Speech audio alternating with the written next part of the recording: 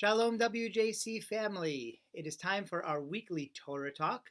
This week in synagogue, we will be reading Parshat Shelach Licha, the parsha that is most well known for the story of the spies that Moshe sends, the scouts, to get a feel for what Canaan looks like before they go to conquer it. Of course, this story ends in disaster. It's the 10 come in and they give a negative report. Joshua and Caleb give a positive report, but the people are convinced by the 10, and ultimately the punishment for the lack of faith results in the 40 years or 38 and a half more years wandering in the desert. A tragic story that I hope you'll take a close look at. However, for today's Torah Talk, I actually want to skip all the way to the end of the Parsha to focus on what is arguably the most famous passage from this Parsha. Why? Because it's something that we say twice a day, every day.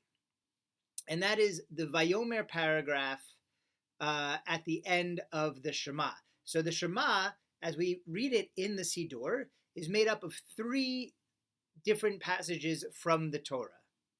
The first one, the one that we know, Shema Yisrael Adonai Eloheinu Adonai Echad, followed by the V'ahavta, is from the book of Devarim, as is the second one, V'haya im Shemoah, both later, at least reading the Torah chronologically later in the Torah, in the next book of Devarim. Here, what we read at the end of Parshat Shelach Licha, in the book of Bamidbar, Vayomer Adonai El Moshe Lemor, is chronologically the first, but the rabbis put it last when they arranged the Shema as we recite it in the mornings and the evenings. The question is, why? What is this Shema about? Why did the rabbis take these passages and put them together? And why do we have this paragraph of Vayomer, which is all about Tzitzit, right? These fringes that we put on the corners of our garments, of the four corners of our garments.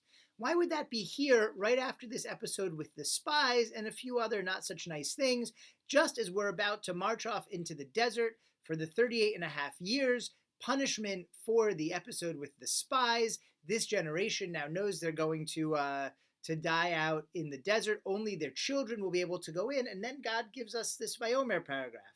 Make these tzitzit, these fringes, and when you look at them, you'll be reminded to do mitzvot. That's what the Vayomer paragraph says. As a matter of fact, that word tzitzit could be derived from tzitz, which means to stare at something, because that's what these fringes are for. We're supposed to look at them, stare at them, tzitz, and be reminded to do mitzvot. So let's come back to the Shema and what it's all about, how the rabbis created it, and maybe that will help us understand what this paragraph is doing here at the immediately following the story of the Miraglim, the story of these scouts who go astray. So what the Shema really is, as it's constructed by the rabbis, is a outline of how to be in relationship with God. Right? So its structure is very carefully crafted, designed by the rabbis. How does it start? Shema Yisrael Adonai Eloheinu Adonai Echad. Hear, O Israel, the Lord your God, the Lord is one. God. Here I am. I'm God. There's only one of me. I'm unique.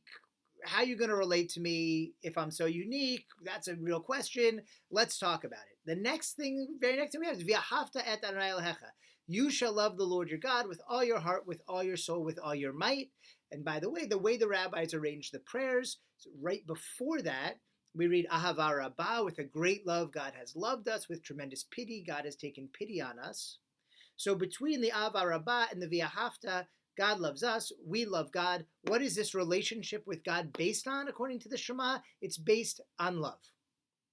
Then we get to the second paragraph of the Shema, V'haya im Shemoah. This says, look, if you do right in our relationship, we're going to feel close.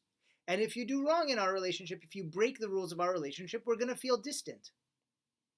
Now, obviously, there's reward and punishment language in that paragraph, but I think we have to take that metaphorically.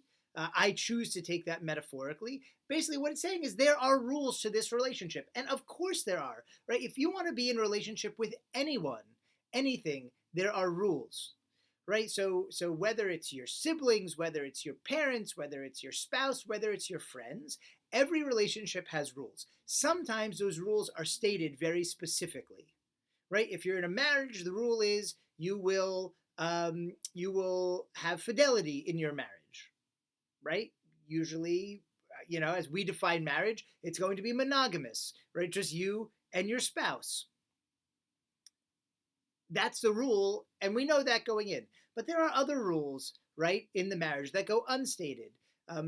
Rules about expecting support, expecting respect, and being there when we're in need. Those might be written down, but probably they're not.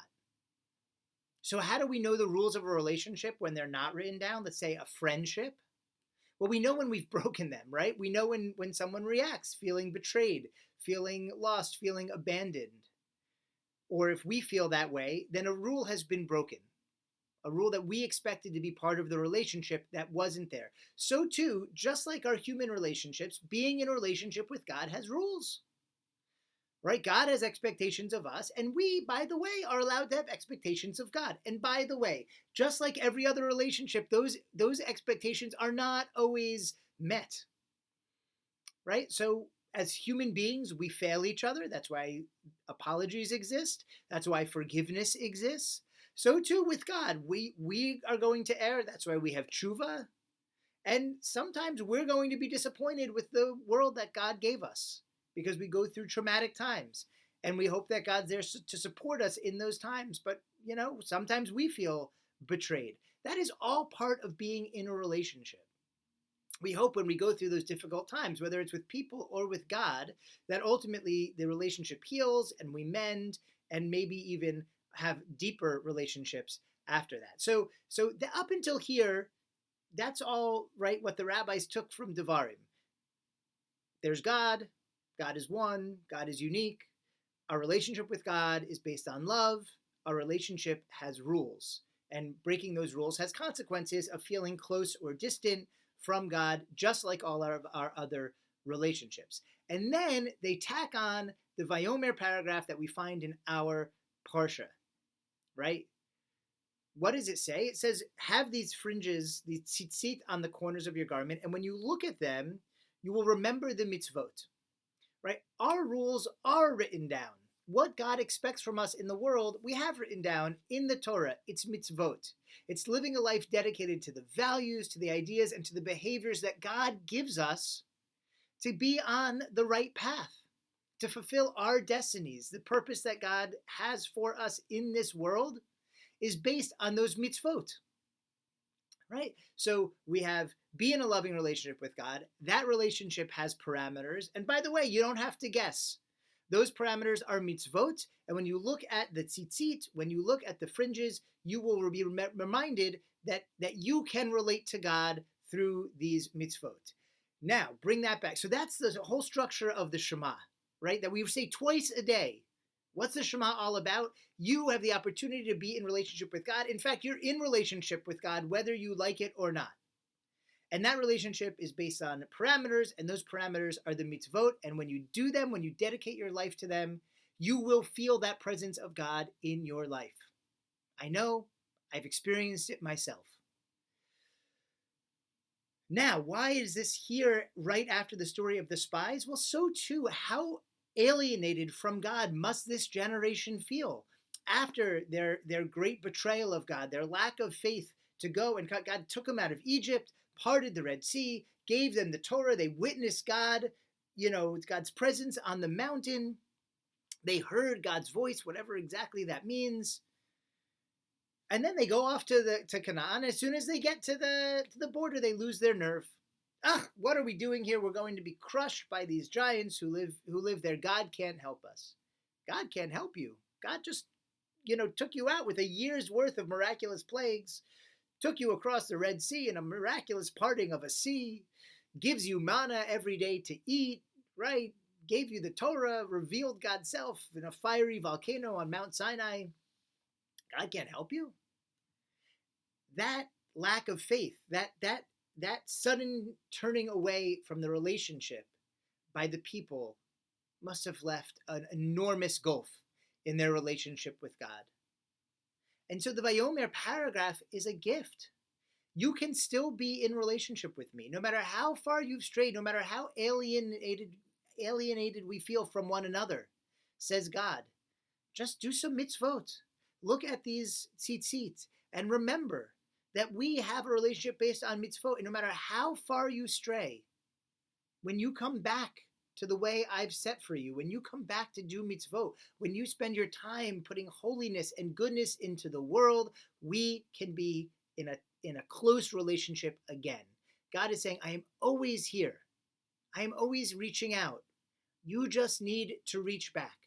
So as you go off into the wilderness, and as we traverse our own wilderness, right? The wilderness of life, facing the challenges, sometimes facing a world that seems empty of holiness, where we can't sense God, where God just seems absent. So too, God says, walk this path. Look at your tzitzit. Do the mitzvot. Concentrate on that. And ultimately, you will find your way back to me. We will be back in relationship.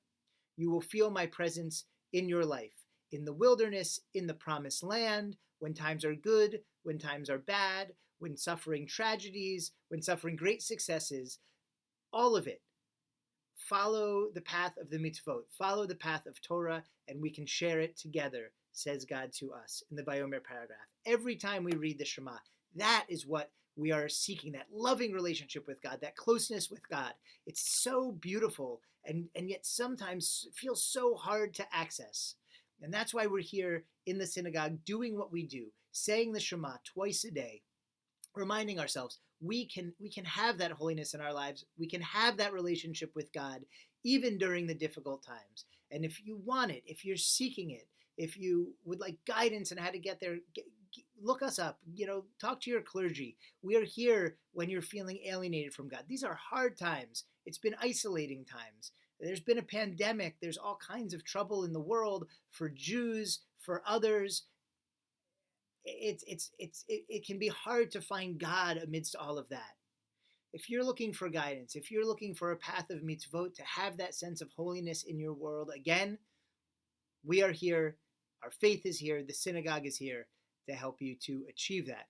And I wish you a Shabbat Shalom. I hope you find some of that peace, some of that purpose, some of that love, some of that closeness to that which is holy this Shabbat and every day.